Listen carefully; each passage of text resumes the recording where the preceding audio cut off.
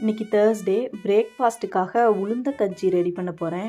என்கிட்ட உளுந்தங்கஞ்சி ப்ரீமிக்ஸ் இருந்துச்சு. அதனால நல்லா சுடு தண்ணி காய வச்சு அதை போட்டு நல்லா ஸ்டிரர் வச்சு கிண்டிகிட்டே இருக்கணும்.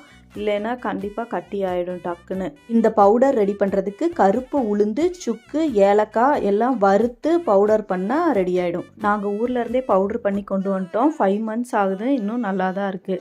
இது நல்லா கொதிச்சதுக்கப்புறம் கருப்பட்டியை தட்டி போடணும். நல்லா கருப்பட்டி கரைஞ்ச உடனே தேங்காய் பால் ஊற்றினோம்னா ரெடி ஆகிடும். இதுக்கு தேங்காய் பால் செய்கிறதுக்காகவே ஃப்ரெஷ் தேங்காய் வாங்கினா அது கட் பண்ணி நான் ஃப்ரீசரில் போட்டு வச்சுருவேன். மற்றபடி நாங்கள் பேக்கிங்க்கு யூஸ் பண்ணுற கோகோனட் ஃப்ளேக்ஸே சட்னி அரைக்கிறதுக்கு எல்லாத்துக்கும் யூஸ் பண்ணிக்குவோம். அதுவே நல்லா தான் இருக்குது. நிறைய டைம் தேங்காய் வாங்கிட்டு உடச்சி பார்த்தா அது அழுகி தான் போயிருக்கும். நிறைய டைம் தேங்காய் வாங்கி சொதப்பியிருக்கு. அதனால கோகோனட் ஃப்ளேக்ஸே யூஸ் பண்ணிக்கிறது. இந்த மாதிரி பால் வேணும்னா மட்டும் ஃப்ரெஷ் தேங்காய் போடுறது. நல்லா தேங்காய் பாலை அரைச்சி ஊற்றினோம்னா உளுந்தங்கஞ்சி ரெடி ஆகிடும்.